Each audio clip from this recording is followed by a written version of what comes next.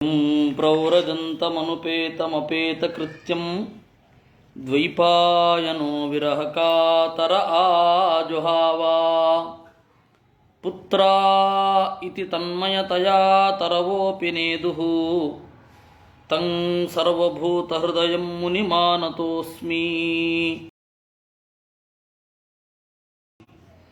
ಯಸ್ಯಾನುಭಾವಮಖಿಲಶ್ರುತಿಸಾರಮೇಕಂ ಅಧ್ಯಾತ್ಮದೀಪಮತಿತಿತೀರ್ಷತಾಂ ತಮೋಂಧಂ ಸಂಸಾರಿಣಾಂ ಕರುಣಯಾಃ ಪುರಾಣಗುಹ್ಯಂ ತಂ ವ್ಯಾಸಸೂನುಮುಪಯಾಮಿ ಗುರುಂ ಮುನೀನಾಂ. ನಾರಾಯಣಂ ನಮಸ್ಕೃತ್ಯ ನರಂ ಚೈವ ನರೋತ್ತಮಂ ದೇವೀಂ ಸರಸ್ವತೀಂ ವ್ಯಾಸಂ ತತೋ ಗ್ರಂಥಮುದೀರಯೇ. ಮಾತರ್ಮೇ ಮಾತರಿಶ್ವನ್ ಪಿತರತುಲಗುರೋ ಭ್ರಾತರಿಷ್ಟಾಪ್ತಬಂಧೋ ಸ್ವಾಮಿನ್ ಸರ್ವಾಂತರಾತ್ಮನ್ನಜರ ಜರ ಇತರ್ಜನ್ಮ ಮೃತ್ಯಾಮಯಾನಾಂ. ಗೋವಿಂದೇ ದೇಹಿ ಭಕ್ತಿಂ ಭವತಿ ಚ ಭಗವನ್ನೂರ್ಜಿತಾಂ ನಿರ್ನಿಮಿತ್ತಾಂ ನಿರ್ವ್ಯಾಜಾಂ ನಿಶ್ಚಲಾಂ ಸದ್ಗುಣಗಣಬೃಹತೀಂ ಶಾಶ್ವತೀಂ ಆಶುದೇವ. ಹರಿ ಓಂ. ಇವತ್ತು ಜಯತೀರ್ಥರ ಆರಾಧನೆ. ಅದಕ್ಕಾಗಿ ಜಯತೀರ್ಥರ ಬಗ್ಗೆ ಹೇಳಲಿಕ್ಕಿದೆ, ಆದರೆ ಕಡೆಯಲ್ಲಿ ಅದನ್ನು ತೆಗೆದುಕೊಳ್ತೇನೆ. ಸರಿಸುಮಾರು 8:40 ಹಾಗೆ ಒಂದು ರಿಮೈಂಡರ್ ಕೊಡಿ. ಕೆಳಗಡೆಯ ಕಮೆಂಟ್ ಬಾಕ್ಸಿನಲ್ಲಿ ಜಯತೀರ್ಥರ ಆರಾಧನೆಯ ಬಗ್ಗೆ ಹೇಳಿ ಅಂತ ಒಂದು ರಿಮೈಂಡರ್ ಕೊಡಿ, ನಾನಲ್ಲಿ ಹೇಳ್ತೇನೆ. ಈಗ ಈ 14ನೇ ಅಧ್ಯಾಯ ಏನಿದೆ ಅದನ್ನು ನೋಡೋಣ. ನಿನ್ನೆ ವಿಸ್ತಾರವಾಗಿ ಲಯಚಿಂತನೆ, ಸಾವಿಗೆ ಅಗತ್ಯವಾಗಿ ಬೇಕಾದದ್ದು,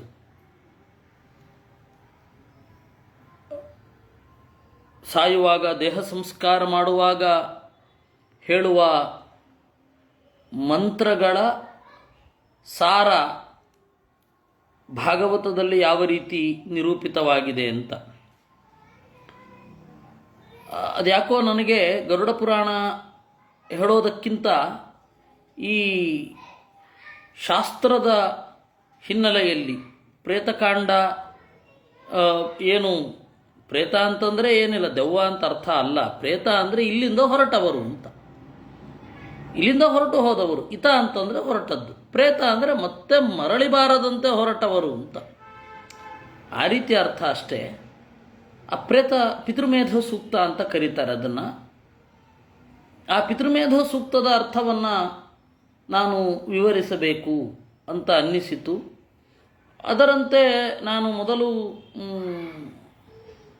ಮೊದಲು ಎಲ್ಲೋ ಒಂದು ಕಡೆ ಮಾಡಿದೆ. ಆಮೇಲೆ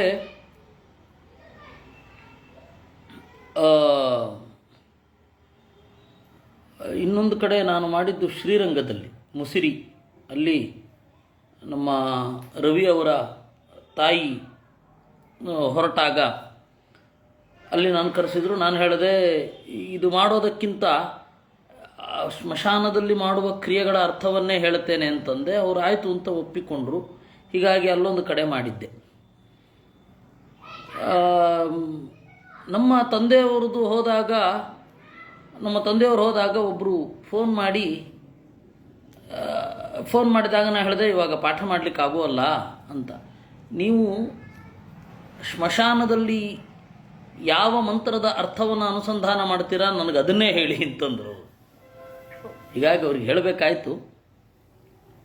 ಅದರಿಂದ ಅದನ್ನು ಹೆಚ್ಚು ನಾವು ಚಿಂತನೆ ಮಾಡಿದರೆ ಬಹಳ ಒಳ್ಳೆಯದಾಗತ್ತೆ ಅಂತ ನನ್ನ ಅಭಿಪ್ರಾಯ. ಇನ್ನು ಶ್ರೀನಿಧಿ ತಟ್ಟಿಯವರ ಪ್ರಶ್ನೆ, ಲಯಚಿಂತನೆಯಲ್ಲಿ ಇಂದ್ರ, ಶಚಿ, ಉಮಾ, ಭಾರತಿ, ಸರಸ್ವತಿ ದೇವಿಯರನ್ನು ಹೇಗೆ ಅಳವಡಿಸಿಕೊಳ್ಳಬೇಕು ಅಂತ. ಇಂದ್ರಿಯಗಳು ಅಂತ ಹೇಳಿ ಬಂತಲ್ಲ, ಇಂದ್ರಿಯಗಳನ್ನು ಚಿಂತನೆಯೆಲ್ಲ ಮಾಡಿ ಈ ಇಂದ್ರಿಯ, ಈ ಮನೋಭಿಮಾನಿಗಳು, ಈ ಎಲ್ಲ ದೇಹದಲ್ಲಿ ಯಾರ್ಯಾರಿದ್ದಾರೆ ಅವರೆಲ್ಲರೂ ಅಂತ ನೋಡಿ. ಅಲ್ಲಿ ಒಂದು ಮಾತು ಬಂತು, ಸವಕ್ತವ್ಯಂ ಇಂದ್ರೇ ಶಿಲ್ಪಂ ಕರಾವಪಿ ಅಂತ. ಇಂದ್ರ ಅಂತ ಬಂದಾಗ ಅವನ ಕೆಳಗಿನ ದೇವತೆಗಳು ಮತ್ತು ಅವನ ಹೆಂಡತಿ, ವಿಶೇಷವಾಗಿ ಇಂದ್ರ ಅಂತ ಬಂದಾಗ ಅವನ ಹೆಂಡತಿ ಶಚಿ, ಅದು ದೇವತೆಗಳಿಗೆ ಒಬ್ಬರದ್ದೇ ಚಿಂತನೆ ಇಲ್ಲವೇ ಇಲ್ಲ, ಅವ್ರ ಜೊತೆಗೇನೆ ಚಿಂತನೆ ಮಾಡತಕ್ಕದ್ದು. ಹಾಗೆ ಮುಂದೆ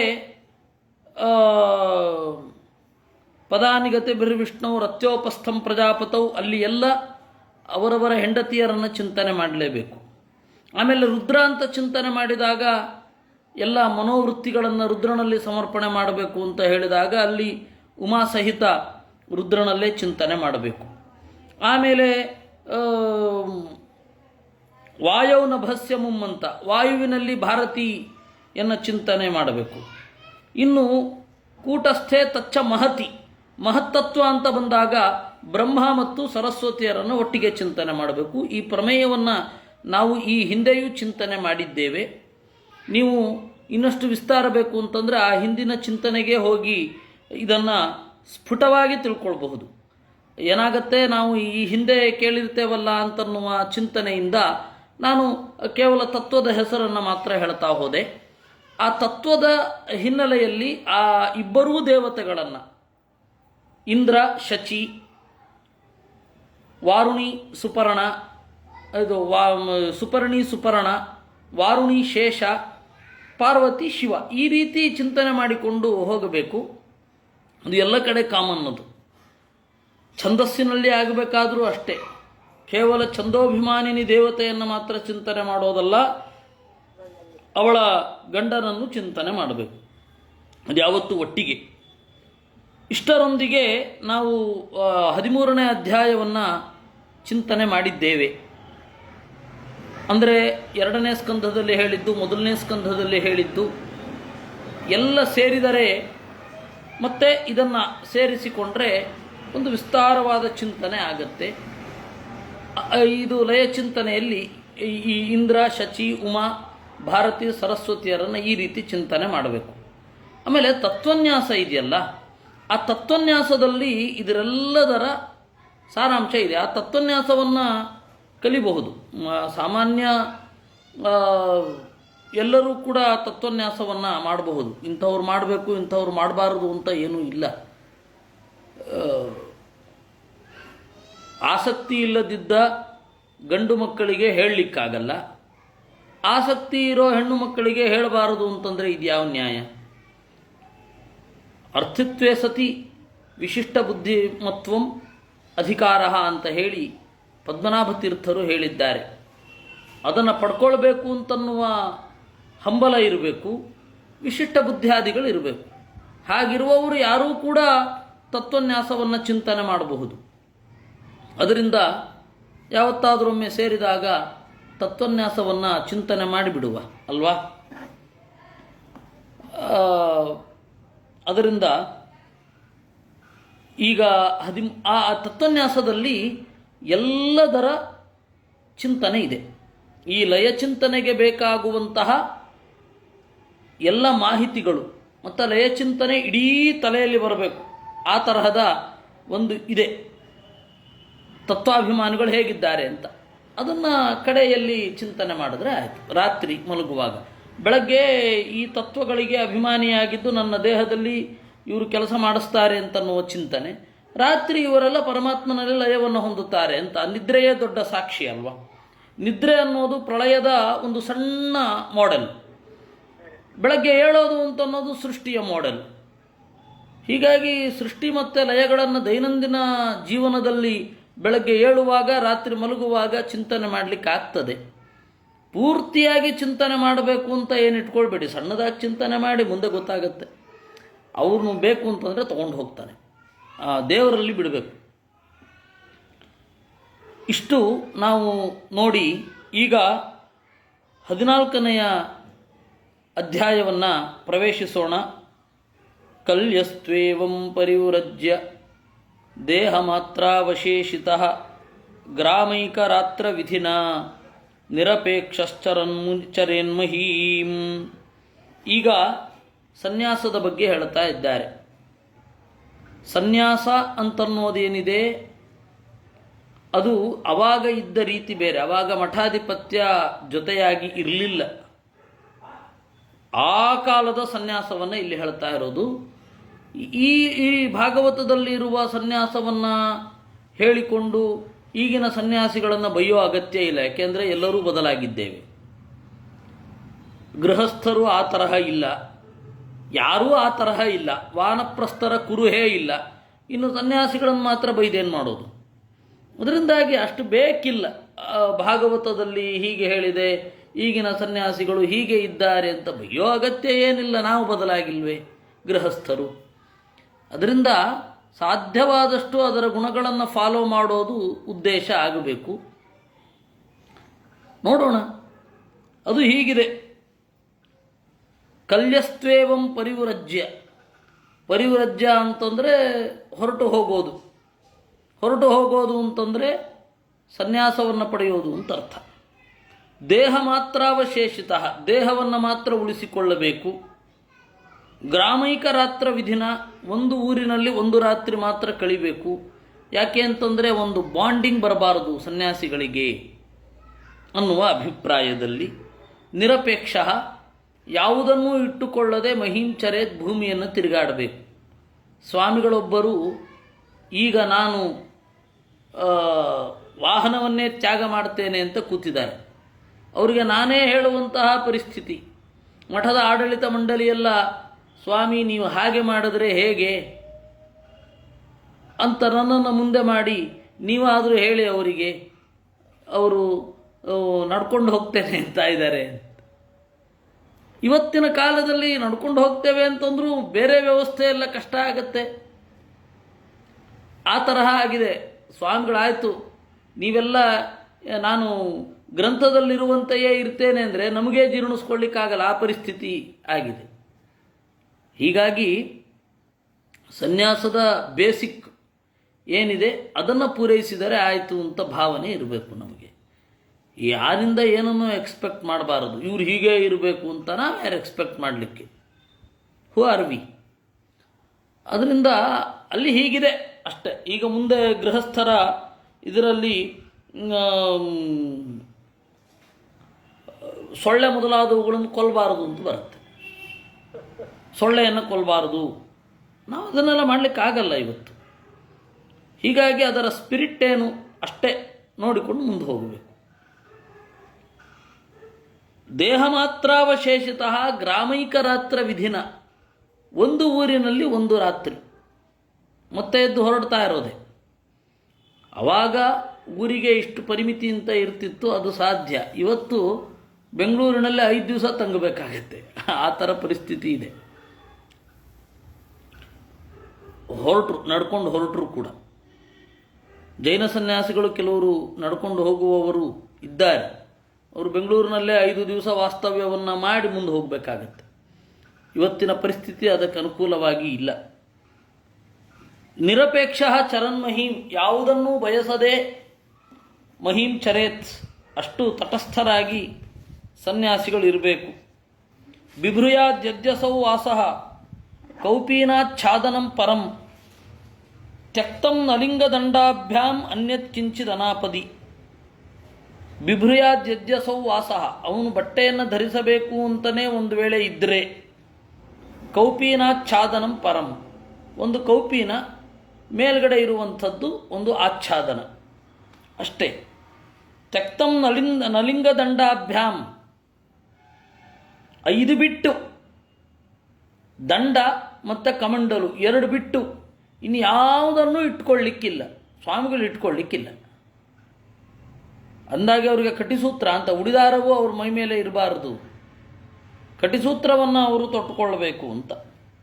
ಏಕ ಏವ ಚರೇದ್ ಭೈಕ್ಷ್ಯಂ ಆತ್ಮಾರಾಮ ಅನಪಾಶ್ರಯ ಸರ್ವಭೂತ ಸುಹೃಚ್ಛಾಂತಃ ನಾರಾಯಣ ಪರಾಯಣ.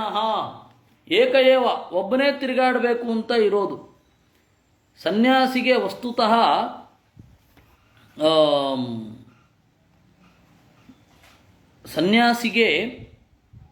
ವಸ್ತುತಸ್ತು ಸನ್ಯಾಸಿಯಾದವ ಇದನ್ನು ಮಾಡಲಿಕ್ಕಿಲ್ಲ. ಏನಂತಾರೆ, ಮಡಿ ಮಾಡುವ ಅಗತ್ಯ ಏನೂ ಇಲ್ಲ. ಯಾಕೆಂದರೆ ಅವನು ಭಿಕ್ಷೆ ಬೇಡಬೇಕು ಅಂತಂದರೆ, ಅವನು ಭಿಕ್ಷೆ ಬೇಡೋ ಮನೆಯಲ್ಲೆಲ್ಲ ಹೇಗೆ ಅವರು ಅಡುಗೆ ಮಾಡ್ತಾರೆ ಅಂತ ನೋಡಬೇಕಾ? ಸನ್ಯಾಸಿಗಳಿಗೆ ಮಡಿ ಇರಲಿಲ್ಲ, ಅವರಿಗೆ ಮುಸುರೆ ಅನ್ನುವ ಕಾನ್ಸೆಪ್ಟೂ ಇರಲಿಲ್ಲ. ಇವತ್ತಿನ ಪರಿಸ್ಥಿತಿ ಹೇಗಾಗಿದೆ ಅಂದರೆ ನೋಡಿದ್ರಾ, ಸ್ವಾಮಿಗಳಾಗಿದ್ದಾರೆ ಅವರು ಮುಸುರೆ ಮಾಡಲ್ಲ ಸರಿಯಾಗಿ ಅಂತ ನಾವು ಇವತ್ತು ಅಂತೇವೆ. ವಸ್ತುತಃ ಅದನ್ನು ಅವರು ನೋಡುವ ಅಗತ್ಯವೇ ಇಲ್ಲ, ಮಾಡುವ ಅಗತ್ಯವೂ ಇರಲ್ಲ. ಏಕೆಂದರೆ ಮುಸುರೆ ಅಂತನ್ನುವ ಕಾನ್ಸೆಪ್ಟ್ ಸಂಸ್ಕೃತದಲ್ಲಿ ಇಲ್ಲ. ಅನ್ನ ಅನ್ನೋದರಿಂದಲೇ ಅದು ಗತಾರ್ಥ ಅಂತ ಕೆಲವರು ಹೇಳ್ತಾರೆ. ಸಂಸ್ಕೃತದಲ್ಲಿ ಮುಸುರೆಯನ್ನು ಅನ್ನ ಅಂತಾರೆ ಅಂತ ಇರಬಹುದು, ಆದರೆ ಅದು ಇರೋದು ಮೂಲಭೂತವಾಗಿ ಇಂದ್ರಿಯ ನಿಗ್ರಹಕ್ಕಾಗಿ. ಪದೇ ಪದೇ ತಿನ್ನಬಾರದು, ಅದು ಎಲ್ಲಿಯಾದರೂ ಮುಟ್ಟಬಹುದು ಅಂತ ಹೇಳಿ ಇದ್ದರೆ ಅವರು ಯಾವಾಗ ಬೇಕಾದರೂ ತಿನ್ನಬಹುದು ಅಂತ ಶುರು ಆಗುತ್ತೆ. ಅದರಿಂದಾಗಿ ಆ ತರಹದ ವಿಧಿವಿಧಾನಗಳೆಲ್ಲ ಇರುವಂಥದ್ದು. ಇಲ್ಲಿ ಯಾಕೆ ಬಂತು ಅಂತಂದರೆ, ಇದ್ದದ್ದು ಹೀಗೆ, ಏಕಏವ ಚರೇದ್ಭೈಕ್ಷ್ಯಂ, ಒಬ್ಬನೇ. ಈಗಿನ ತರಹ ಕೈಗೊಬ್ಬರು ಕಾಲ್ಗೊಬ್ಬರು ಇರಲಿಕ್ಕಿಲ್ಲ. ಒಂದು ಕಾಲದಲ್ಲಿ ಅಂದರೆ ಭಾಗವತ ಇದನ್ನು ಹೇಳುವಾಗ ಸನ್ಯಾಸಿ ಒಬ್ಬನೇ ಇರ್ತಾ ಇದ್ದದ್ದು, ಪಾಳು ಬಿದ್ದ ಮನೆಗಳಲ್ಲಿ ಆರಾಮಗಳಲ್ಲಿ ಮಲಗ್ತಾ ಇದ್ದದ್ದು. ಮಠ ಅನ್ನುವ ಕಾನ್ಸೆಪ್ಟು ಕೂಡ ಅಂತತಃ ನಮ್ಮದಲ್ಲ. ಮಠ ಸಂಸ್ಥಾನ ಇತ್ಯಾದಿಗಳೆಲ್ಲ ಕಾನ್ಸೆಪ್ಟು ಬೇರೆಯವರದ್ದು.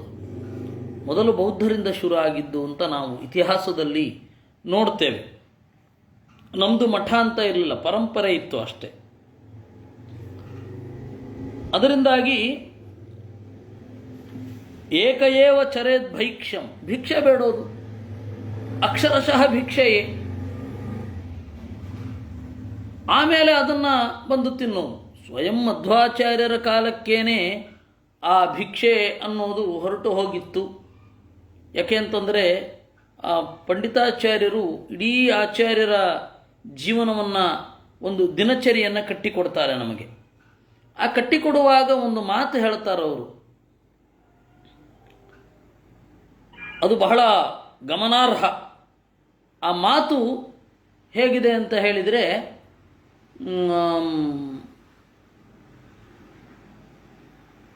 ಪರಮಥ ಪರಮಾನ್ನಂ ಪ್ರಾಪ್ತಮೇವ ಅಪ್ರಯಾಸಂ. ಅಪ್ರಯಾತಂ ಪ್ರಾಪ್ತಂ ಅಂದರೆ ಭಿಕ್ಷೆ ಬೇಡದೆ ಬಂದದ್ದು. ಆಚಾರ್ಯರ ಕಾಲಕ್ಕೇನೆ ಆ ಪದ್ಧತಿ ಇಲ್ಲವಾಗಿತ್ತು. ನಾವು ನಂತರದವರಲ್ಲಿ ಅದನ್ನು ಹೆಂಗೆ ಎಕ್ಸ್ಪೆಕ್ಟ್ ಮಾಡೋದು? ಒಂದೊಮ್ಮೆ ಹಾಗಾದ್ರೆ ಇದನ್ನು ಯಾಕೆ ನಾವು ಚಿಂತನೆ ಮಾಡಬೇಕು ಅದನ್ನು ಹೇಳಿ. ಸನ್ಯಾಸಿಗಳು ಒಬ್ಬರೇ ಭಿಕ್ಷೆ ಬೇಡಬೇಕು ಅನ್ನೋದು ಈ ಕಾಲಕ್ಕೆ ಔಟ್ಡೇಟೆಡ್ ಆದರೆ ಯಾಕೆ ಚಿಂತನೆ ಮಾಡಬೇಕು? ಶಾಸ್ತ್ರದ ಉದ್ದೇಶ ಬಹಳ ಸ್ಪಷ್ಟ ಇರುತ್ತೆ. ಶಾಸ್ತ್ರದ ಉದ್ದೇಶ ಆದರೂ ಏನು? ಅಕಸ್ಮಾತ್ ದೊಡ್ಡ ವಿಪ್ಲವ ಆಗಿ ಎಲ್ಲ ಸಮಸ್ಯೆಗೊಳಗಾದರೆ ಸನ್ಯಾಸಿ ಇರಲಿಕ್ಕೇನೂ ಅಡ್ಡಿ ಇಲ್ಲ ಅಷ್ಟೆ. ಒಬ್ಬ ಸನ್ಯಾಸಿ ಹೀಗಿರಬಹುದು, ಈಗ ಹೀಗಾಗಿದೆ, ಮತ್ತೆ ಹೀಗಾಗುವ ಪ್ರಸಂಗ ಇಲ್ಲ ಅಂತ ಹೇಳಿ ಬರಲ್ಲ. ಇವಾಗ ಜನ ಇದ್ದಾರೆ, ಸಂಸ್ಥಾನ ಅಂತ ಒಂದು ವ್ಯವಸ್ಥೆ ಉಂಟು, ಒಂದು ಸಂಸ್ಥೆ ಆಗಿದೆ. ಮಠ ಅಂದರೆ ಒಂದು ಸಂಸ್ಥೆ, ಅದಕ್ಕೊಂದು ನಿಯತವಾದ ಆದಾಯ, ಅದನ್ನು ನೋಡಲಿಕ್ಕೆ ನಮ್ಮಲ್ಲಿಯೇ ಒಬ್ಬ ಲೆಕ್ಕಿಗ ಎಲ್ಲ ಇದ್ದಾರೆ. ಇದು ಅಕಸ್ಮಾತ್ ಈ ವ್ಯವಸ್ಥೆ ತಪ್ಪಿದರೂ ಸನ್ಯಾಸಾಶ್ರಮ ನಿಲ್ಲಬಾರದು. ಇನ್ನು ಮಂಜುನಾಥನ ಪ್ರಶ್ನೆ, ಸನ್ಯಾಸ ಪದ್ಧತಿಯಲ್ಲಿ ಭಿಕ್ಷೆ ಬೇಡಿ ತಿನ್ನಬೇಕು ಅಂತ ಇದೆ, ಸನ್ಯಾಸ ಪದ್ಧತಿಯಲ್ಲಿ ಇಲ್ಲ. ಇರೋದು ಆಚಾರ್ಯರ ಗ್ರಂಥದಲ್ಲಿ. ತ್ರಿಪಂಚ ಸಪ್ತ ಸದ್ಮಾನಿ ತಥೋ ನಾಣ್ಯಂ ಪ್ರಯಾಚಯೇತ್ ಅಂತ ಹೇಳಿ ಉಂಟು. ಅಂದರೆ ನಮಗೆ ಅಟ್ಲೀಸ್ಟು ಯಾವುದು ಆಮೇಲೆ ಬಂದದ್ದು ಯಾವುದು ಮೊದಲು ಬಂದದ್ದು ಅನ್ನುವ ಐಡಿಯಾ ಇರಬೇಕು ಅಷ್ಟೆ. ಮೊದಲು ಹೀಗಿತ್ತು, ಈಗ ಹೀಗಿದೆ, ಮುಂದೆ ಇವೆಲ್ಲ ಇಲ್ಲದಿದ್ದರೂ ಕೂಡ ಸನ್ಯಾಸಿಯೊಬ್ಬ ಇರಬಹುದು. ಎಲ್ಲ ಈ ವ್ಯವಸ್ಥೆಗಳೆಲ್ಲ ಒಂದಾನೊಂದು ಕಾಲದಲ್ಲಿ ಕಣ್ಮರೆಯಾಗಬಹುದು. ಮುಂದೆ ಯಾವುದ್ಯಾವುದೋ ಸಮಸ್ಯೆಗಳಿಂದ ಈ ಯಾವುದೂ ಕೂಡ ಎಲ್ಲ ವಾಶೌಟ್ ಆಗಬಹುದು. ಆದರೆ ಸನ್ಯಾಸಿಯೊಬ್ಬ ಇರಬಹುದು. ಸನ್ಯಾಸಿಯನ್ನು ಅವಲಂಬಿಸಿಕೊಂಡು ಈ ವ್ಯವಸ್ಥೆಗಳೆಲ್ಲ ಇದೆಯೇ ವಿನಃ ಈ ವ್ಯವಸ್ಥೆಗಳನ್ನೆಲ್ಲ ಅವಲಂಬಿಸಿಕೊಂಡು ಸನ್ಯಾಸಿ ಇರುವ ಅಗತ್ಯ ಇಲ್ಲ. ನಾವೆಲ್ಲ ಏನು ಅಂದ್ಕೊಂಡ್ಬಿಡ್ತೇವೆ, ಹೀಗೊಂದು ವ್ಯವಸ್ಥೆ ಇದೆ, ಅದರಿಂದ ಸನ್ಯಾಸಿ ಇದ್ದಾನೆ ಅಂತ ಕೆಲವರು ಯೋಚನೆ ಮಾಡೋದು ಹಾಗೆ. ಏನು ಭದ್ರತೆ ಇದೆ ಸನ್ಯಾಸ ತೆಗೆದುಕೊಂಡ್ರೆ ಅಂತ? ಬೇಕಿಲ್ಲ, ಸನ್ಯಾಸಿಯೊಬ್ಬ ಇದ್ದಾನೆ ಅಂತ ಈ ವ್ಯವಸ್ಥೆ ಎಲ್ಲ ಆಗತ್ತೆ. ಈ ವ್ಯವಸ್ಥೆ ಎಲ್ಲ ಇದೆ ಅಂತ ಹೇಳಿ ಯಾರೊಬ್ಬರು ಸನ್ಯಾಸಿಗಳಾಗುವುದು ಬೇಡ. ಅದನ್ನು ನಾವು ತಿಳ್ಕೊಳ್ಬೇಕು. ಅದು ಶಾಸ್ತ್ರದಿಂದ ನಮ್ಮ ಚಿಂತನೆ ಹೀಗಿದ್ದರೆ ಶಾಸ್ತ್ರದಿಂದ ಗಟ್ಟಿಯಾಗತ್ತಾ, ಹೀಗಿರಬಹುದು ಅಂತ. ಅಲ್ಲಿಂದ ಮುಂದೆ ಬರೋಣ. ಆತ್ಮಾರಾಮ ಅನಪಾಶ್ರಯ, ಯಾರನ್ನೂ ಹಚ್ಚಿಕೊಳ್ಳದೆ ದೇವರನ್ನು ಮಾತ್ರ ನೆಚ್ಚಿಕೊಂಡಿರಬೇಕು, ಅವನು ಆತ್ಮಾರಾಮ. ಅನಪಾಶ್ರಯ, ಯಾರ ಆಶ್ರಯದಲ್ಲಿಯೂ ಇರಬಾರದು, ಯಾಕೆಂದರೆ ಅವರ ಮರ್ಜಿಗೆ ಬೀಳಬೇಕಾಗತ್ತೆ. ಇವತ್ತು ಸತ್ಯ ಹೇಳಲಿಕ್ಕೆ ಎಷ್ಟೋ ಜನರಿಗೆ ಅಂಜಿಕೆ ಆಗೋದು ಯಾಕೆ? ಅಯ್ಯೋ, ಬಹಳ ಜನ ಒಂದೊಂದು ತಿಳ್ಕೊಂಡಿದ್ದಾರೆ, ನಾವು ಅದನ್ನು ತಪ್ಪಿಸಿಬಿಟ್ರೆ ಗತಿ ಏನು ಅಂತ ಅಲ್ವಾ? ನಾವು ಅದನ್ನು ಇಲ್ಲ ಅಂತ ಹೇಳಿಬಿಟ್ರೆ ನಾಳೆ ಅವರೆಲ್ಲ ನನ್ನನ್ನು ಕರೀದೇ ಹೋದರೆ, ನಾಳೆ ಅವರೆಲ್ಲ ವಿರುದ್ಧವಾಗಿ ನಿಂತರೆ ಅಂತಲೇ ಎಷ್ಟು ಜನ ಸನ್ಯಾಸಿಗಳಿಗೆ ಗೊತ್ತಿದೆ, ಎಷ್ಟು ಜನ ಸನ್ಯಾಸಿಗಳು ಯೋಚನೆ ಮಾಡಿ ಅದು ಈ ಭಾಗ ಇಲ್ಲ ಪುರಾಣದಲ್ಲಿ ಅಂತ ಯೋಚನೆ ಮಾಡಿದವರು ಜನರ ಮರ್ಜಿಯನ್ನು ಕಾಯ್ತಾರೆ. ಹಾಗಿರಬಾರದು ಅಂತ ಹೇಳ್ತಾರೆ. ಅನಪಾಶ್ರಯ ಸರ್ವಭೂತ ಸುಹೃತ್, ಯಾರಿಗೂ ಅವನು ದಂಡ ಕೊಡಲಿಕ್ಕಿಲ್ಲ. ಶಾಂತ, ನೆಮ್ಮದಿ ಇರಬೇಕು, ಅವನಿಗೆ ಸನ್ಯಾಸ ತೆಗೆದುಕೊಂಡದ್ದರ ಬಗ್ಗೆ ತೃಪ್ತಿ ಇರಬೇಕು. ನಾರಾಯಣ ಪರಾಯಣ, ದೇವರಲ್ಲಿ ಭಕ್ತನಾಗಿರಬೇಕು. ಪಶ್ಯೇತ್ ಆತ್ಮನ್ಯದೋ ವಿಶ್ವಂ ಪರೇ ಸದಸತೋದ್ವಯೇ ಆತ್ಮಾನಂಚ ಪರಂ ಬ್ರಹ್ಮ ಸರ್ವತ್ರ ಸದಸನ್ಮಯೇ. ಪಶ್ಯೇತ್ ಆತ್ಮನಿ ಅದೋ ವಿಶ್ವಂ, ಅದಹ ವಿಶ್ವಂ, ಈ ಜಗತ್ತನ್ನು ಆತ್ಮನಿ ಪಶ್ಯೇತ್, ಪರಮಾತ್ಮನಲ್ಲಿ ನೆಲೆಗೊಂಡಿದೆ ಅಂತ ಚಿಂತನೆ ಮಾಡಬೇಕು. ಜಗತ್ತಿನ ಬಗೆಗೆ ಇದು ಪರಮಾತ್ಮನಲ್ಲಿ ನೆಲೆಗೊಂಡಿದೆ ಅಂತ ಚಿಂತನೆ ಮಾಡಬೇಕು. ಅವನು ಯಾರು?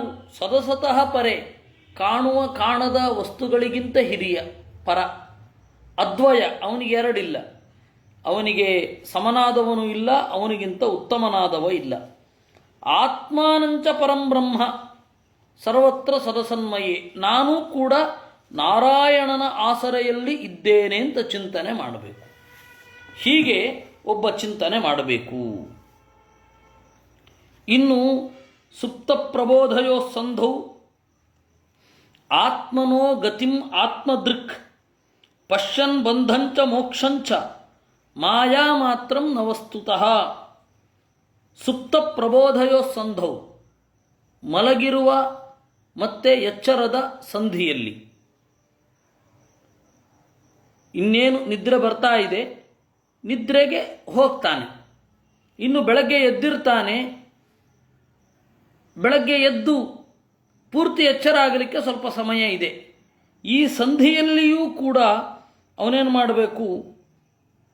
ಆತ್ಮನಃ ಗತಿಂ, ಜೀವನ ಗತಿಯನ್ನು ಸೂಕ್ಷ್ಮವಾಗಿ ಅಬ್ಸರ್ವ್ ಮಾಡಬೇಕು. ಸನ್ಯಾಸಿಯಾದವನ, ಇದು ಎಲ್ಲರಿಗೂ ಅನ್ವಯಿಸುತ್ತೆ, ಏಕೆಂದರೆ ಸನ್ಯಾಸ ಪದ್ಧತಿಯಲ್ಲಿ ಹೇಳಿದ್ದು ಎಲ್ಲರಿಗೂ ಅನ್ವಯಿಸುವಂಥದ್ದೇ ಇರುತ್ತೆ. ಯಾವುದು ಕಾಮನ್ ಆಗಿರುತ್ತೆ ಅದನ್ನು ಎಲ್ಲರೂ ತೆಗೆದುಕೊಳ್ಬೇಕು. ಇವಾಗ ಸನ್ಯಾಸ ಪದ್ಧತಿಯಲ್ಲಿ ವ್ಯಾಸಪೂಜೆಯ ಬಗ್ಗೆ ಹೇಳಿದ್ದಾರೆ. ವ್ಯಾಸಪೂಜೆಯ ಬಗ್ಗೆ ಬಹಳ ವಿಚಿತ್ರ ಅಲ್ಲಿ ಹೇಳಿರೋದು. ನವಮಿ ವ್ಯಾಸಪೂಜೆಗೆ ಶುರು ಮಾಡಬೇಕು, ದಶಮಿ ಮುಗಿಸಿಬಿಡಬೇಕು. ಇವರು ಇವಾಗ ಯಾವುದೋ ನಕ್ಷತ್ರದಲ್ಲಿ ಇಡ್ತೇವೆ ಅಂತಾರೆ, 3-4 ದಿವಸ ಪುಸ್ತಕ ಮುಟ್ಟಲ್ಲ. ಹಾಗಿಲ್ಲ ಅಲ್ಲಿ. ನವಮಿ ವೇದವ್ಯಾಸರನ್ನು ಚಿಂತನೆ ಮಾಡಿ ಕೂಡಿಸಬೇಕು, ಅವತ್ತು ಅಧ್ಯಯನ ಇಲ್ಲ. ಮಾರನೇ ದಿವಸ ವಿಜಯದಶಮಿ ಶಾಂತಿ ಪಾಠ ಹಾಕಬೇಕು, ಯಾಕಂದರೆ ಒಂದು ದಿವಸ ನಾವು ಚಿಂತನೆ ಬಿಟ್ಟಿದ್ದೇವೆ ಅಂತ. ಶಾಂತಿ ಪಾಠ ಹಾಕಬೇಕು ಅಂತ ಇರೋದು, ಈಗ ಅವತ್ತು ಮಾತ್ರ ಶಾಂತಿ ಪಾಠ ಹಾಕೋ ಹಾಗಾಗಿದೆ. ಇದು ಸಮಸ್ಯೆ. ಇನ್ನು ಅಲ್ಲಿಂದ ಮುಂದೆ ಬರೋಣ. ಅಕಸ್ಮಾತ್ ನವಮಿ ಏನಾದರೂ ಶ್ರವಣ ನಕ್ಷತ್ರ ಇದ್ದರೆ ಅದು ವಿಷ್ಣು ನಕ್ಷತ್ರ. ನವಮಿ ಅಂತನ್ನೋದು, ಇದು ಶ್ರವಣ ನಕ್ಷತ್ರ ಅನ್ನೋದು ವಿಷ್ಣು ನಕ್ಷತ್ರ. ಅವತ್ತಿಡೀ ಉಪವಾಸ ಮಾಡಿ ಮಾರನೇ ದಿವಸ ಅಂದರೆ ದಶಮಿಯಂದು ಪಾರಣೆ ಮಾಡಬೇಕು. ಮತ್ತೆ ಅವತ್ತು ಆದಮೇಲೆ ಮತ್ತೆ ಏಕಾದಶಿ ಉಪವಾಸ. ಈ ತರಹದ ನಿಯಮವನ್ನು ಹೇಳ್ತಾರೆ ವಿಷ್ಣು ತೀರ್ಥರು. ಇದೆಲ್ಲರಿಗೂ ಅನ್ವಯ. ಆ ರೀತಿ ಇದು ಕೂಡ ಸನ್ಯಾಸಿಗಳಿಗೆ ಮಾತ್ರ ಹೇಳಿದ್ದು ಅಂತ ಹೇಳಿ ನನಗೆ ಆಶ್ಚರ್ಯ ಆಗಿದ್ದೇನು ಅಂತಂದರೆ, ಸನ್ಯಾಸ ಪದ್ಧತಿಯಲ್ಲಿ ಈ ರೀತಿ ಉಂಟು ಅಂತ ಎಲ್ಲಿಯೋ ಹೇಳಿದೆ ನಾನು. ಅದು ಸನ್ಯಾಸಿಗಳಿಗಲ್ವಾ ನಮಗಲ್ಲ ಅಂದರು.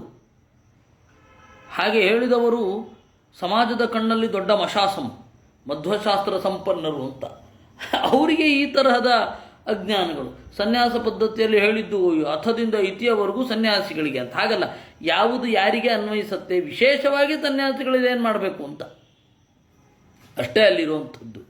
ಹೀಗಾಗಿ ನಾವು ಯೋಚನೆ ಮಾಡಬೇಕು. ಸುಪ್ತ ಪ್ರಬೋಧಯೋ ಸಂಧೌ ಆತ್ಮನಃ ಗತಿಂ. ಮೊದಲು ಎಚ್ಚರ ಹಾಗೂ ನಿದ್ರೆಯ ನಡುವೆ ಜೀವನ ಗತಿ, ಜೀವನ ಜ್ಞಾನ, ಜೀವನ ಅರಿವು, ಜೀವನ ಪ್ರಯಾಣ ಇವುಗಳನ್ನೆಲ್ಲ ನೆನಪಿಸಿಕೊಳ್ಳಬೇಕು. ಯಾಕೆ ಬೇಕು? ಯಾಕೆ ಅಂದರೆ ಒಬ್ಬ ತನ್ನ ಕನಸನ್ನು ತಾನೇ ವಿಮರ್ಶಿಸ್ಕೊಳ್ಬೇಕು. ನನ್ನ ಮನಸ್ಸು ಯಾವುದರ ಸಂಸ್ಕಾರಕ್ಕೆ ಒಳಗಾಗಿದೆ ಅಂತ. ನಾನು ಯಾಕೆ ಹೀಗೆ ಯೋಚನೆ ಮಾಡಿದೆ ಅಂತ ಒಬ್ಬ ಯೋಚನೆ ಮಾಡುವುದು ಬೇಡವೇ? ಅದನ್ನೇ ಹೇಳಿದ್ದು. ಸುಪ್ತ ಪ್ರಬೋಧಯೋ ಸಂಧೌ ಆತ್ಮನೋ ಗತಿಂ ಆತ್ಮದೃಕ್ ಅಂತ. ಎಚ್ಚರ ಹಾಗೂ ಕನಸುಗಳ ಎಡೆಯಲ್ಲಿ, ಎಚ್ಚರ ಹಾಗೂ ನಿದ್ರೆಗಳ ಎಡೆಯಲ್ಲಿ ಅವನು ನೋಡಬೇಕು, ನನ್ನ ಕನಸು ಯಾಕೆ ಹೀಗೆ ಬಿತ್ತು, ನನ್ನಲ್ಲಿ ಏನು ಲೋಪವಾಗಿದೆ. ಏಕೆಂದರೆ ನಮ್ಮ ಲೋಪ ಕನಸು ತೋರಿಸಿಕೊಡುತ್ತೆ. ಕನಸನ್ನು ವಿಮರ್ಶೆ ಮಾಡಬೇಕು. ಯಾಕೆ ಅಂತಂದರೆ ನಮ್ಮ ಮನಸ್ಸಿನಲ್ಲಿ ಏನಾಗ್ತಾ ಇದೆ ಅಂತ ತಿಳ್ಕೊಳ್ಳಿಕ್ಕೆ ಕನಸಿನ ವಿಮರ್ಶೆ ಅತ್ಯವಶ್ಯ. ಅದು ಬೇಕು. ಅದನ್ನು ಸನ್ಯಾಸಿಯೊಬ್ಬ ಮಾಡಬೇಕು. ನಾವೆಲ್ಲರೂ ಮಾಡಬಹುದಾದದ್ದೇ. ನನಗೆ ಹೀಗೆ ಕನಸು ಬಿತ್ತು, ಯಾಕೆ ಬಿತ್ತು, ನಾನು ಏನು ಯೋಚನೆ ಮಾಡಿದ್ದೆ, ಹೆಚ್ಚು ನನ್ನ ಯೋಚನೆಗಳು ಎಲ್ಲಿಗೆ ಸಾಗುತ್ತಾ ಇವೆ ಅಂತ ಯೋಚನೆ ಮಾಡಬೇಕು.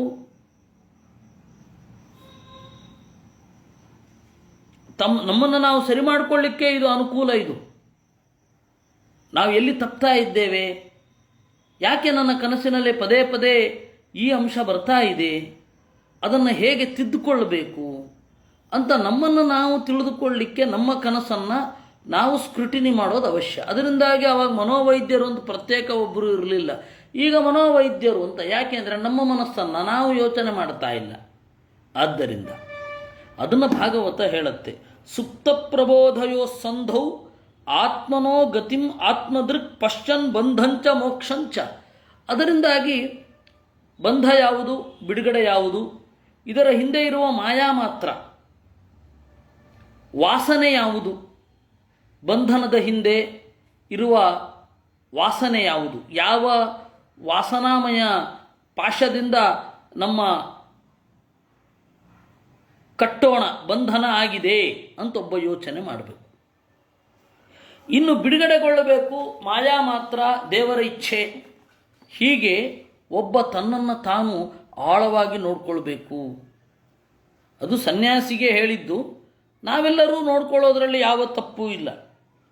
ಕೆಲವೆಲ್ಲ ಸನ್ಯಾಸಿಗಳು ಮಾಡಬೇಕು ಅಂತುಂಟು, ಅದನ್ನು ಗೃಹಸ್ಥರು ಮಾಡಬಾರ್ದು. ಗೃಹಸ್ಥರು ಮಾಡಬೇಕು ಅಂತ ಇರೋದು ಸನ್ಯಾಸಿಗಳು ಮಾಡಬಾರ್ದು. ನಿನ್ನೆಯೋ ಮೊನ್ನೆಯೋ ಒಂದು ಮಾತನ್ನು ನಿಮ್ಮ ಮುಂದೆ ಇಟ್ಟೆ. ತತ್ವನ್ಯಾಸ ಹಾಗೂ ಮಾತೃಕಾನ್ಯಾಸ, ಅದರಲ್ಲಿ ತತ್ವನ್ಯಾಸ ಸಂಹಾರ ಕ್ರಮದಲ್ಲಿ ಸನ್ಯಾಸಿಗಳಿಗೆ, ಸ್ವಾಮಿಗಳು ಗಡಿಬಿಡಿಯಲ್ಲಿ ನನಗೆ ಸಂಹಾರ ಕ್ರಮದ ನ್ಯಾಸವನ್ನೇ ಉಪದೇಶ ಮಾಡಿಬಿಟ್ಟಿದ್ದಾರೆ. ನಾನು ಅದನ್ನೇ ಎಷ್ಟೋ ದಿವಸ ಅದು ಗೊತ್ತೇ ಆಗದೆ ತಂತ್ರಸಾರ ಸಂಗ್ರಹ ನೋಡ್ತಾ ಇದ್ದವನಿಗೂ ಕೂಡ ಅದು ಐಡಿಯಾ ಬರೋದಿಲ್ಲ. ಅದು ಒಂದು ಕಾಲದಲ್ಲಿ ಪ್ರತಿ ದಿವಸ ಪಾರಾಯಣ ಮಾಡ್ತಾರೆ ತಂತ್ರಸಾರ ಸಂಗ್ರಹ. ಏನಾಗುತ್ತೆ, ಅದು ಚಿಂತನೆ ಮಾಡ್ತಾ ಇರುವಾಗ ಆಮೇಲೆ ಯಾವತ್ತೋ ಒಂದು ದಿವಸ ಹೊಳಿತು. ಹೀಗಾಗಿ ಅದನ್ನು ನೋಡಬೇಕು. ಇನ್ನು ಕನಸುಗಳನ್ನು, ಎಲ್ಲ ಕನಸುಗಳನ್ನು ಅದು ಕೆಲವೊಂದು ಸರ್ತಿ ಕಾಮನ್ ಆಗಿರೋದು ಯಾವುದು, ಅನ್ಕಾಮನ್ ಆಗಿರೋದು ಯಾವುದು, ಅದನ್ನೆಲ್ಲ ಯೋಚನೆ ಮಾಡಬೇಕಾಗತ್ತೆ. ಹೀಗೆ ಯೋಚನೆ ಮಾಡಬೇಕು. ಮಾಯಾ ಮಾತ್ರಂ ನ ವಸ್ತುತಃ. ಕನಸಿನಲ್ಲಿ ಬರತಕ್ಕಂಥದ್ದು ಮಾಯಾ ಮಾತ್ರ ನಮ್ಮ ವಾಸನಾ ಪ್ರಪಂಚದ ಅಧೀನವಾದದ್ದು, ಬಿಡುಗಡೆ ಅಂತನ್ನೋದು ಮಾಯಾ ಮಾತ್ರ ಭಗವದ್ ಅಧೀನವಾಗಿರೋದು ಅಂತ ಚಿಂತನೆ ಮಾಡಬೇಕು. ನಾಭಿನಂದೇತ್ ಧ್ರುವಂ ಮೃತ್ಯುಂ ಅಧ್ರುವಂ ವಾ ಸ್ವಜೀವಿತಂ ಕಾಲಂ ಪರಂ ಪ್ರತೀಕ್ಷೇತ ಭೂತಾನಾಂ ಪ್ರಭವಾಪ್ಯಯಂ. ನಾಭಿನಂದೇತ್ ಧ್ರುವಂ ಮೃತ್ಯುಂ. ಒಬ್ಬ ಸಾಧಕ ಸಾವು ಬರಲಿ ಅಂತಲೂ ಎಕ್ಸ್ಪೆಕ್ಟ್ ಮಾಡಬಾರದು. ಹಾಗಂತ ಹೇಳಿ ಅಧ್ರುವಂ ವಾ ಸ್ವಜೀವಿತಂ, ನಾನು ಬದುಕುತ್ತೇನೆ, ಬದುಕಬೇಕು ಅಂತ ಉತ್ಕಟವಾಗಿ ಚಿಂತನೆಯೂ ಮಾಡಬಾರದು. ಕಾಲಂ ಪರಂ ಪ್ರತೀಕ್ಷೇತ, ಕಾಲವನ್ನು ಕಾಯಬೇಕು ಅಷ್ಟೆ. ಬಂದಾಗ ಬರಲಿ, ನಾನು ತಯಾರಾಗಿರ್ತೇನೆ. ಬರದೇ ಹೋದಾಗ ಕಾತರಿಸೋದಲ್ಲ. ನಾನು ಬದುಕಲೇಬೇಕು ಅಂತ ಹೇಗಾದರೂ ಮಾಡಿ ಪ್ರಯತ್ನ ಪಡೋದು ಅಲ್ಲ. ನಾನು ಸಾಯಲೇಬೇಕು ಅಂತ ಹೇಗಾದರೂ ಮಾಡಿ ಪ್ರಯತ್ನ ಪಡೋದು ಅಲ್ಲ. ಎರಡೂ ಕೂಡ ದೇವರ ಇಚ್ಛೆಗೆ ವಿರುದ್ಧವಾದದ್ದು. ದೇವರ ಇಚ್ಛೆಯಂತೆ ನಡೆಯಲಿ ಅಂತ ಇರಬೇಕು. ಆದ್ದರಿಂದ ನಾಭಿನಂದೇತು ಧ್ರುವಂ ಮೃತ್ಯುಂ, ಮೃತ್ಯುವನ್ನೇ ಬಯಸಬಾರದು. ಅಧ್ರುವಂ ವಾ ಸ್ವಜೀವಿತಂ, ಅಥವಾ ನಾನು ಬದುಕಬೇಕು ಅಂತ ಹೇಳಿ ಉತ್ಕಟವಾಗಿ ಬದುಕನ್ನು ಬಯಸಲೂ ಬಾರದು. ಕಾಲಂ ಪರಂ ಪ್ರತೀಕ್ಷೇತ ಭೂತಾನಾಂ ಪ್ರಭವಾಪ್ಯಯಂ. ಜೀವರು ಹುಟ್ಟುತ್ತಾರೆ, ಸಾಯ್ತಾರೆ. ನಾವು ಬರೋದಕ್ಕೆ ಎಷ್ಟೋ ಮೊದಲು ಜೀವರು ಹುಟ್ಟಿದ್ದಾರೆ, ಸತ್ತಿದ್ದಾರೆ. ನಾವು ಬಂದ ಮೇಲೂ ಎಷ್ಟೋ ಜನ ಸಾಯ್ತಾರೆ, ಬದುಕ್ತಾರೆ. ನಾವು ಹೋದ ಮೇಲೂ ಈ ಸಾವು ಬದುಕುಗಳು ಇದ್ದೇ ಇರುತ್ತೆ. ಇದೆಲ್ಲ ಕಾಲದ ಇಚ್ಛೆ ಅಂತ ಹೇಳಿ ಚಿಂತಿಸಿ ತಟಸ್ಥವಾಗಿ ಇರಬೇಕು. ಒಬ್ಬ ಹೀಗಿರಬೇಕು. ನಾಸಚ್ಛಾಸ್ತ್ರೇಷು ಸಜ್ಜೇತ ನೋಪಜೀವೇತ ಜೀವಿಕಾಂ ಅತಿವಾದಾನ್ ತ್ಯಜೇತ್ ತರ್ಕಾನ್ ಪಕ್ಷಂ ಕಂಚಿನ್ನ ಸಂಶ್ರಯೇತ್ ನ ಶಿಷ್ಯಾನ್ ಅನುಬಧ್ನೀತ ಗ್ರಂಥಾನ್ ನೈವಾಭ್ಯಸೇತ್ ಬಹೂನ್ ನವ್ಯಾಖ್ಯಾಮುಪಯುಂಜೀತ ನಾರಂಭಾನ್ ಆರಭೇತ್ ಕ್ವಚಿತ್. ಇದು ಸನ್ಯಾಸ ಧರ್ಮದ ಒಂದು ಮಾತು. ಇದನ್ನು ಮೇಲ್ನೋಟಕ್ಕೆ ನೋಡ್ರಿ, ಕೆಲವೊಂದು ಸರಿ ಅನಿಸುತ್ತೆ, ಕೆಲವೊಂದು ಗೊಂದಲದಲ್ಲಿ ಮೂಡುತ್ತೆ. ಅದಕ್ಕೆ ಆಚಾರ್ಯರು ಅಲ್ಲಿ ಭಾಷ್ಯ ಬರೆದಿದ್ದಾರೆ. ಮೊದಲು ಏನಾಗಿದೆ ಅಂತ ನೋಡೋಣ. ನಾಸಚ್ಛಾಸ್ತ್ರೇಷು ಸಜ್ಜೇತ, ಅಸಚ್ಛಾಸ್ತ್ರಗಳಲ್ಲಿ ತೊಡಗಬಾರದು. ಕರೆಕ್ಟ್, ಸರಿ. ಅಸಚ್ಛಾಸ್ತ್ರ ಅಂದರೆ ಯಾವುದು ನಂತರ ನೋಡೋಣ. ನೋಪಜೀವೇತ ಜೀವಿಕಾಂ, ಯಾವ ಜೀವಿಕೆಯನ್ನೂ ಆಶ್ರಯಿಸಬಾರದು. ಭಿಕ್ಷೆ ಬೇಡೋದು ಒಂದು ಜೀವಿಕೆಯೇ ತಾನೆ, ಅದನ್ನು ಆಶ್ರಯಿಸಬಾರದು ಅಂತ ಹೇಳಿದ ಹಾಗಿರುತ್ತೆ. ಮುಂದೆ ಹೋಗೋಣ. ಅತಿವಾದಾನ್ ತ್ಯಜೇತ್ ತರ್ಕಾನ್, ಅತಿವಾದಗಳನ್ನು ಬಿಡಬೇಕು. ಪಕ್ಷಂ ಕಂಚಿನ್ನ ಸಂಶ್ರಯೇತ್, ಯಾವ ಸಿದ್ಧಾಂತವನ್ನೂ ಅವಲಂಬಿಸಬಾರದು. ನ ಶಿಷ್ಯಾನ್ ಅನುಬಧ್ನೀತ, ಶಿಷ್ಯರನ್ನು ಕಟ್ಟಿ ಹಾಕಬಾರದು. ಅದು ಕರೆಕ್ಟ್. ನಮ್ಮಲ್ಲಿಗೆ ಬರಬೇಕು, ನಮ್ಮಲ್ಲಿಗೆ ಬರದೇ ಹೋದರೆ ನೀವು ಹಾಳಾಗಿ ಹೋಗ್ತೀರಾ ಅಂತ ಹೇಳಿ ಸನ್ಯಾಸಿಯ ಬಾಯಲ್ಲಿ ಯಾವತ್ತೂ ಮಾತು ಬರಬಾರದು. ಅಷ್ಟೇ ಅಲ್ಲ, ನೀವು ಇಲ್ಲಿಗೆ ಮಾತ್ರ ಸೀಮಿತ ಆಗಿರಬೇಕು ಅಂತಲೂ ಹೇಳುವ ಅಧಿಕಾರ ಭಾಗವತದ ಪ್ರಕಾರ ಇಲ್ಲ.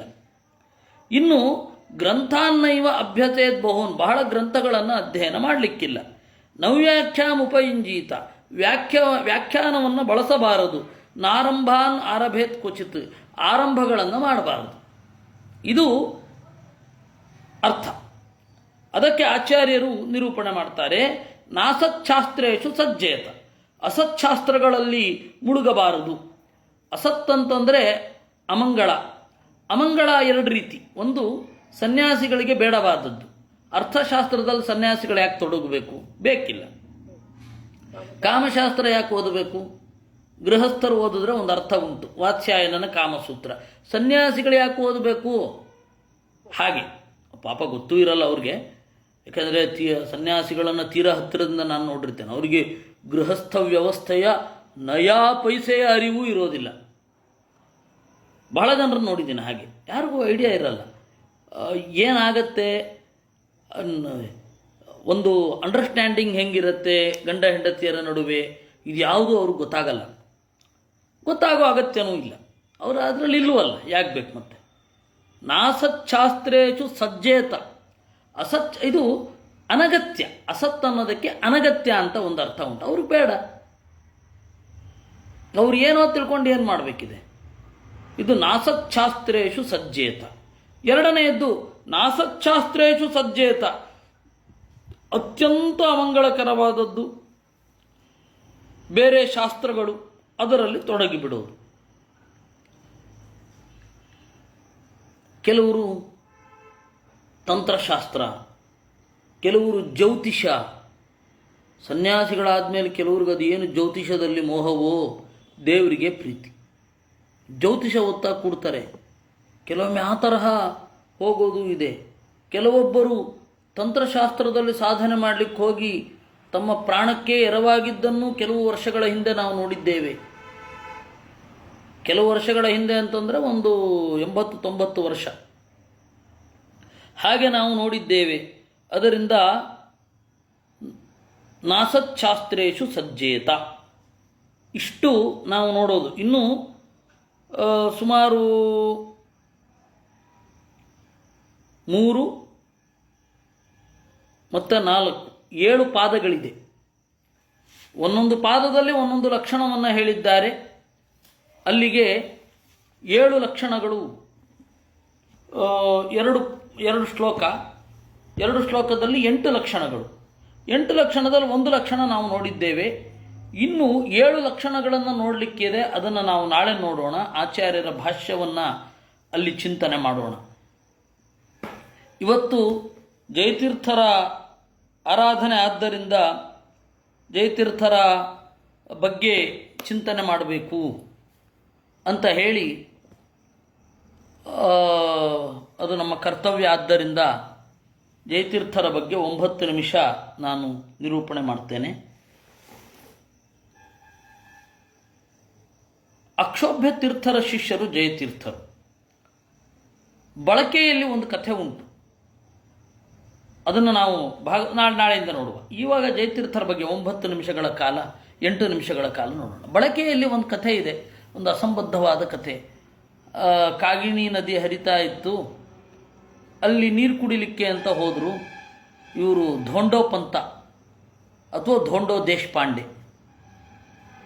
ಅವರು ನೀರು ಕುಡಿಲಿಕ್ಕೆ ಅಂತ ಹೋದಾಗ ಒಂದು ನಿಮಿಷ ನಾನು ವೈಫೈ ಆನ್ ಮಾಡ್ಕೊಳ್ತೇನೆ. ಇಲ್ಲಿ ಇಂಟರ್ನೆಟ್ ಪ್ಯಾಕ್ ಮುಗಿತಾ ಇದೆ. ವೈಫೈ ಆನ್ ಮಾಡ್ಕೊಂಡು ಜಯತೀರ್ಥರ ಬಗ್ಗೆ ಹೇಳ್ತೇನೆ.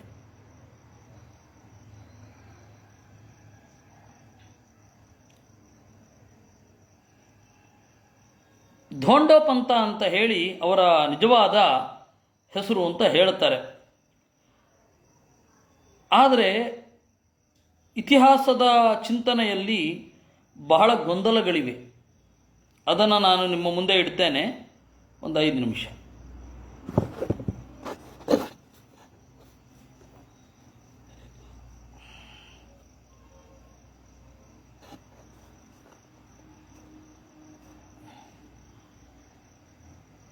ಅವರು ಅಂತ ಹೇಳಿ ಬಹಳ ಜನ ಹೇಳ್ತಾರೆ, ಆದರೆ ಅದಕ್ಕೆ ಸರಿಯಾದ ಪ್ರೂಫ್ ಇಲ್ಲ. ಜಯತೀರ್ಥರ ಮನೆ ಅಂತ ಏನು ಹೇಳ್ತಾರೆ ಅದು ಮಂಗಳವೇಢೆಯಲ್ಲಿ ಇಲ್ಲ. ಆದರೆ ಜಯತೀರ್ಥರ ಬಗೆಗೆ ಈ ಪ್ರಚಲಿತ ನಂಬಿಕೆಗಿಂತ ಹೊರತಾದ ಅನೇಕ ಸಂಗತಿಗಳಿದೆ. ನಮ್ಮ ಜಯತೀರ್ಥ ರಾಜಪುರೋಹಿತ ಅಂತಲೇ ಒಬ್ಬರು ಬಹಳ ಒಳ್ಳೆ ಸ್ಕಾಲರ್, ರಿಸರ್ಚ್ ಸ್ಕಾಲರ್, ಅವರು ಅನೇಕ ಸಂಗತಿಗಳನ್ನು ಕೊಟ್ಟು ಜಯತೀರ್ಥರ ಬಗೆಗೆ ಹೊಸ ಬೆಳಕನ್ನು ಚೆಲ್ಲಿದ್ದಾರೆ. ಅದು ಬಹಳ ಚೆನ್ನಾಗಿದೆ. ಅದನ್ನು ನೋಡೋಣ. ಇಲ್ಲಿ ಏನಿದೆ, ಜಯತೀರ್ಥರು ಕಾಗಿನಿ ನದಿ ತೀರದಲ್ಲಿ ಹೋಗ್ತಾ ಇದ್ದರು. ಬಾಯಾರಿಕೆ ಆಯಿತು. ಕುದುರೆಯಿಂದ ಹಾಗೇ ಬಗ್ಗಿ ನೀರು ಕುಡಿದ್ರು. ಆಗ ಕಿಂಪಶು ಪೂರ್ವದೇಹೆ ಅಂತಂದರು. ಅವರಿಗೆ ಹಿಂದಿನದ್ದು ಜ್ಞಾನೋದಯ ಆಯಿತು ಅಂತ ಹೇಳೋದು. ಆದರೆ ಜಯತೀರ್ಥರು ಆ ತರಹ ಏನು ಹೇಳಿಕೊಂಡಿಲ್ಲ ತಮ್ಮ ಬಗೆಗೆ. ಅವರು ಹೇಳಿಕೊಂಡಿದ್ದು ಶುಕವತ್ ಶಿಕ್ಷಿತಸ್ಯ ಅಂತ. ಶುಕವತ್ ಶಿಕ್ಷಿತ ಅಂತ ಆಗಬೇಕಾದ್ರೆ ಅವರು ಬಾಲ್ಯದಿಂದ ಅಕ್ಷೋಭ್ಯ ತೀರ್ಥರ ಹತ್ರ ಕಳೆದಿರಬೇಕು. ಇಲ್ಲ ಅಂದರೆ ಆ ತರಹದ ಉದ್ಗಾರ ಸಾಧ್ಯ ಇಲ್ಲ. ಅದರಿಂದಾಗಿ ನಾವು ಈ ಕುದುರೆ ನೀರು ಆ ಕಥೆಯನ್ನು ಕೈ ಬಿಡೋದು ಒಳ್ಳೆಯದು. ಆ ಜಯತೀರ್ಥ ವಿಜಯ ಅಣುಜಯತೀರ್ಥ ವಿಜಯ ಅದರಲ್ಲೇ ಬಹಳ ಗೊಂದಲಗಳಿದೆ. ಮತ್ತು ಅದ್ಯಾವುದು ಸಮಕಾಲೀನರು ಬರೆದದ್ದಲ್ಲ. ಕೆಲವರು ವ್ಯಾಸತೀರ್ಥರು ಅಂತ ಜಯತೀರ್ಥರ ಸಾಕ್ಷಾತ್ ಶಿಷ್ಯರು, ವ್ಯಾಸತೀರ್ಥರು ಅಂತ ಹೇಳಿ ಜಯತೀರ್ಥರ ಸಾಕ್ಷಾತ್ ಶಿಷ್ಯರು. ಅವರು ಒಂದು ಜಯತೀರ್ಥ ವಿಜಯವನ್ನು ಬರೆದಿದ್ದಾರೆ ಅಂತ ಹೇಳ್ತಾರೆ. ಆದರೆ ಹಸ್ತಪ್ರತಿಗಳ ಕ್ಷುಣ್ಣವಾದ ಪರಿಶೀಲನೆಯಿಂದ ಗೊತ್ತಾಗತ್ತೆ ಜಯತೀರ್ಥರ ಸಮಕಾಲೀನ ಗ್ರಂಥ ಅಲ್ಲ ಅದು ಅಂತ. ಇನ್ನು ಛಲಾರಿ ಸಂಕರ್ಷಣಾಚಾರ್ಯರು ಅಂತನ್ನುವವರು ಬೃಹಜ್ಜಯತೀರ್ಥ ವಿಜಯ ಅಂತ ಒಂದು ಗ್ರಂಥವನ್ನು ರಚನೆ ಮಾಡಿದ್ದಾರೆ. ಆದರೆ ಅದು ಕೂಡ ನಮಗೆ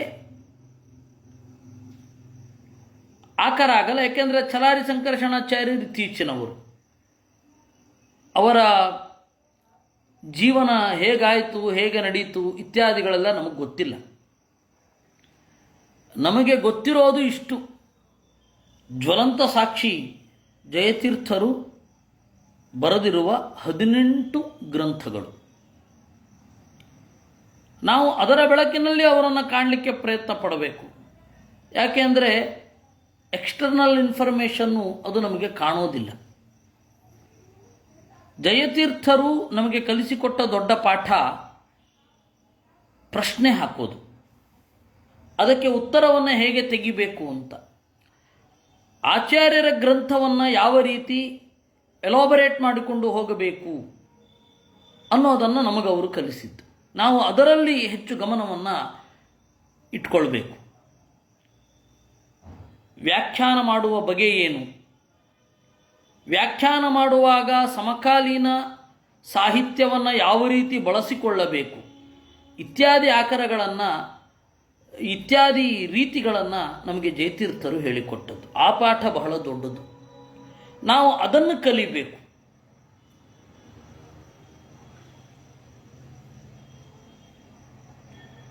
ಇನ್ನು ಹಿಂದಿನವರನ್ನು, ಅಂದರೆ ಬೇರೆ ಬೇರೆ ಶಾಸ್ತ್ರದವರು, ಜಯಂತ ಭಟ್ಟ ಆಗಿರಬಹುದು, ನ್ಯಾಯಸಾರದ ಭಾಸರ್ವಜ್ಞ ಆಗಿರಬಹುದು, ಆಮೇಲೆ ಉದಯನ ಆಗಿರಬಹುದು, ಶ್ರೀಹರ್ಷ ಆಗಿರಬಹುದು, ಖಂಡ ಖಾದ್ಯದ ಶ್ರೀಹರ್ಷ ಆಗಿರಬಹುದು, ಅವರೆಲ್ಲರ ಯಾವ ಅಂಶವನ್ನು ಸ್ವೀಕರಿಸಿ ಯಾವ ಅಂಶವನ್ನು ಬಿಟ್ಟಿದ್ದೇನೆ ಅನ್ನೋದರ ಕ್ಷುಣ್ಣವಾದ ಪಾಠ ನಾವು ಕಲಿಬೇಕು. ಜಯತೀರ್ಥ ಗುರುಗಳಿಂದ ನಾವು ಕಲಿಯಬೇಕಾದದ್ದು ಅದು.